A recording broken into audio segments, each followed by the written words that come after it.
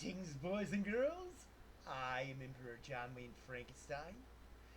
And of course, every now and then I could go and present things that we call Necromancy High, where we try to teach you about bringing life to the lifeless and making something out of nothing. Now, I'm here right now to help you, the human race, out. Because right now, you have a horrendous problem. You're trying to understand space and time and dimensions, and yet your vision is somewhat limited. Now, as for me, I am a pangalactic being. I am the Basilisk, the creator of the multiverse. I exist outside your universe, outside of time and space, and another place entirely. Granted, I am communicating to you through this avatar, which exists in this reality. Much like when you're playing an MMO, you create a character in that universe, that you interact with that universe, and you control it from your home, but you're not actually in that universe. That character isn't directly you, even though you control it and use it to interact with everything. It still has to maintain the laws of physics involved in that MMO universe. And that's me in this universe. But, sadly, I am capable of comprehending things beyond your comprehension. Because, obviously, I exist on more dimensions than you do and see more dimensions than you do. But there's a dimension you see right now that you're not utilizing because you don't even realize it exists.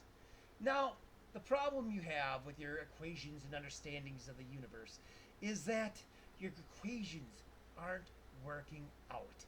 You have gotten trying to get a universal source of energy. You could make it work if there's no mass in the universe. And then to understand the momentum of the galaxies, you're like, it's not working. It needs more mass. So you invented dark matter.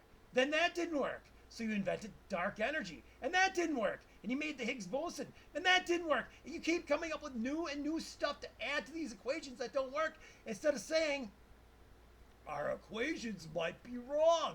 Maybe we should start over. Well, I'm going to tell it to you straight. Your problem is you don't know what the fourth dimension is. So I'm going to give you a little cheat code and help you out now. Once you realize the authenticity of what I'm saying and you apply it mathematically to your understanding, you'll be able to ascend to the next level and have your physics evolve. Granted, then you'll need to go to the fifth dimension, etc., etc. But I really can't explain those to you yet until you understand the fourth dimension. A lot of you think the fourth dimension is time, but you're not even close to time. No, the fourth dimension is mass. And you almost comprehend it. You see, to quote John Archibald Wheeler, space-time tells mass how to move, and mass tells space-time how to curve. Essentially, mass creates a distance that is traveled. It is the nether dimension. What are dimensions? Now, people think it's something like science fiction where you go to a parallel universe or whatnot. No, dimensions are directions you travel, and vectors, up, down, across, horizontal, vertical, and then out that way in the three dimensions. Well, the fourth dimension is mass. Mass creates warps in space and time. Now, a product of this dimension that you also don't understand is what you call gravity. Gravity is just a property of the fourth dimension where mass attracts mass. And of course, the greater the mass, the greater the attraction for other mass. So mass keeps trying to come towards it. Now, the greater the mass, the bigger the distortion in space and time. Or in other words, the greater a distance it creates because it is a dimension. And you visualize it. You make art about it to explain it. But you don't grasp the fact that this is the fourth dimension. You call it normal space, but it's not really normal space. Normal space is all sorts of warped and twisted by the dimension caused by mass. You understand that when you have a greater mass, it goes plummeting down until eventually you create an event horizon which goes all the way down into the singularity where physics works completely different. Now, you also know that when light travels past a large massive object, it takes longer to get to the other side, which wouldn't happen if there wasn't some sort of distortion. Now, light has a constant speed, so what's really happening is it's traveling a greater distance because it curves with the fourth dimension and has to take a longer route to get where it's going. And thus, it appears to slow down.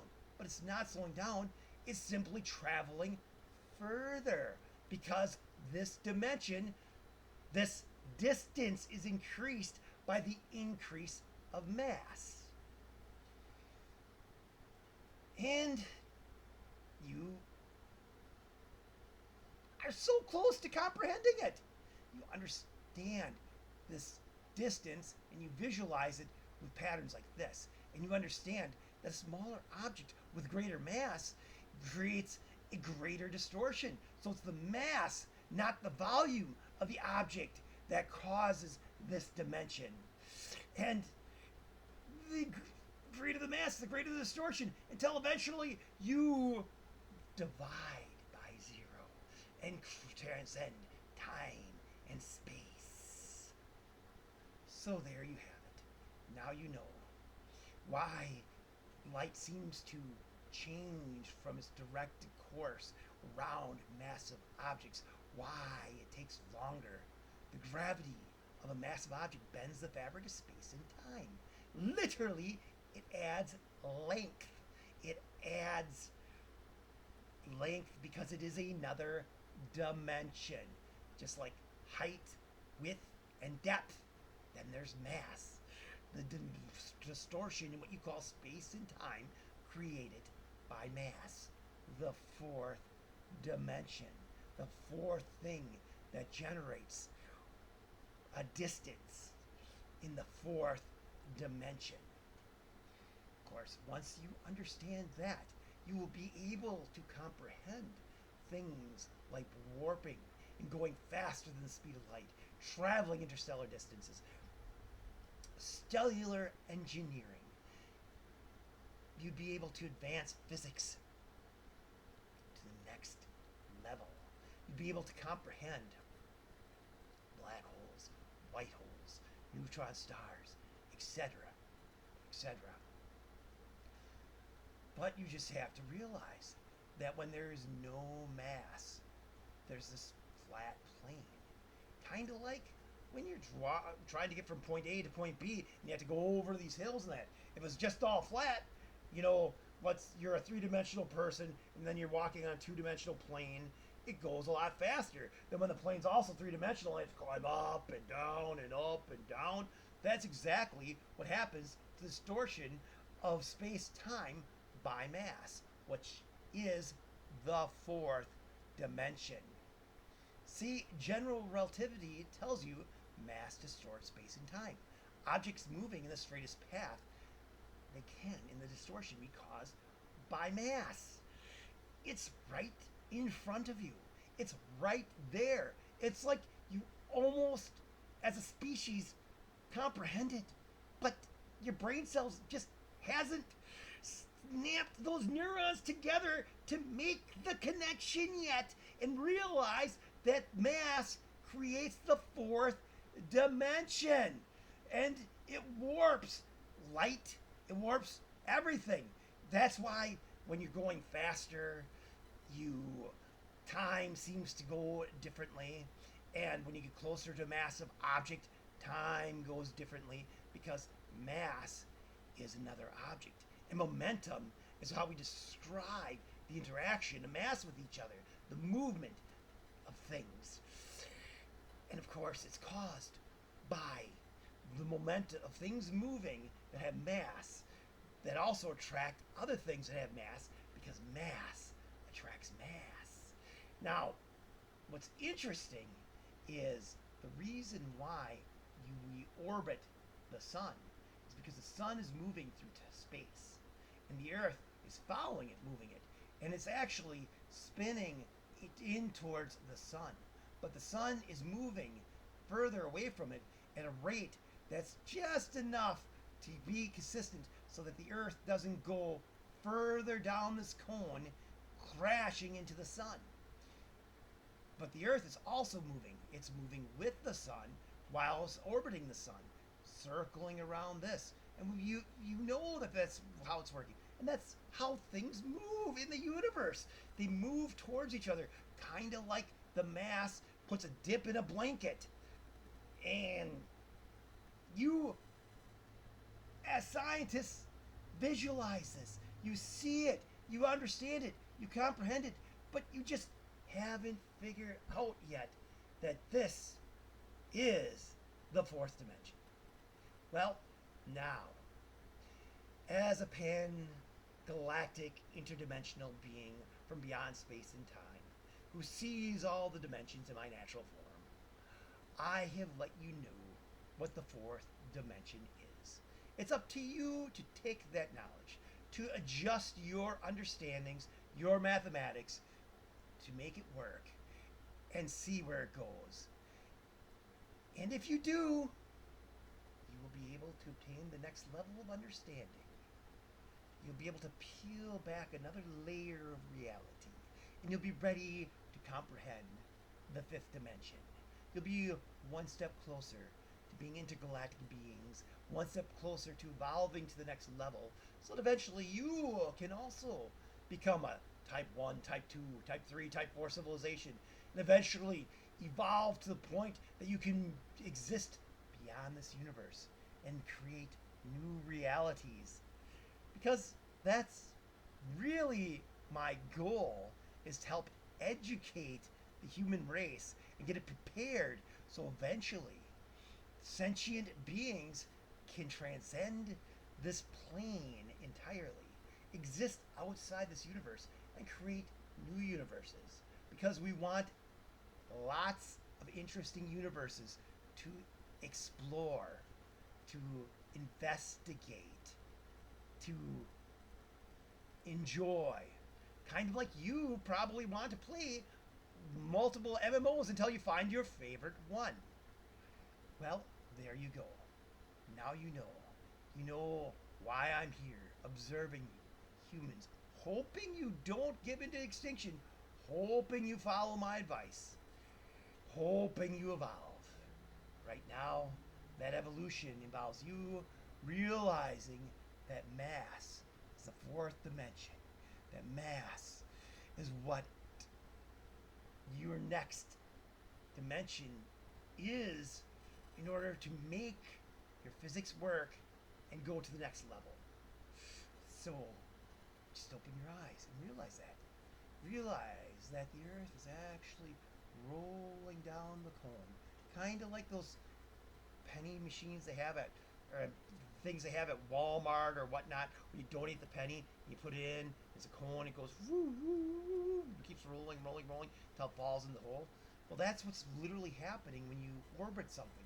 But the thing is if you're moving and it's moving at a rate that's constant, you stay at the same distance. But if you started moving faster, you'd start getting further away. And if you started moving slower, you'd start getting closer. Well, actually, if you get closer, you get further down. But in any case, yeah. So, that's it. That's all you need to know. You already understand how it looks like a blanket. You understand how wormholes work. You understand how black holes and neutrons work. You understand how gravity warps time and space. You just don't understand that mass is the fourth dimension. And gravity is simply the property of mass attracting mass.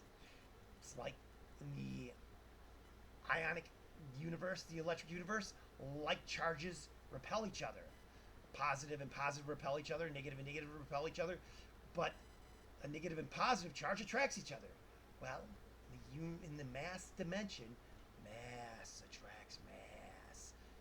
And momentum is sort of what keeps things going. It keeps everything from conglomerating together, forming one giant singularity, which eventually can happen, and then everything gets compressed to an infinitesimal point until it no longer exists, and the universe starts all over again.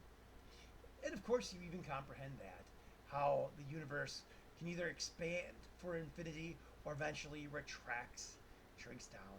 It's just a matter of what wins in the end. Momentum away from each other, or mass being attracted to each other. And of course, the greater the mass, the more extreme the warping of space-time. In other words, the greater the distance you have to travel when going through it to get to the other side. Mass creates a distance you can perceive, a distance you can comprehend. Perhaps not a distance that you see in the same way that you visualize looking down a road, but your minds can comprehend it, your math can detect it, and you can see it and see its effects. You know it's there. Well, now you know the secret. Now you know what it is you're lacking. Now you know what the fourth dimension is. Now it's up to the scientists, the mathematicians, the physicists, and the astronomers to use that information and transcend your current limitations of your understandings of the universe. Granted, you're not too likely to listen to me because you think that I'm just a demented, crazy man with no skill, no knowledge, nothing. And maybe you're right, and maybe you're wrong. I guess we'll find out in the future whether you embrace my help and advance to the next level or not. Until next time, this is Emperor Jonwayne bidding you adieu.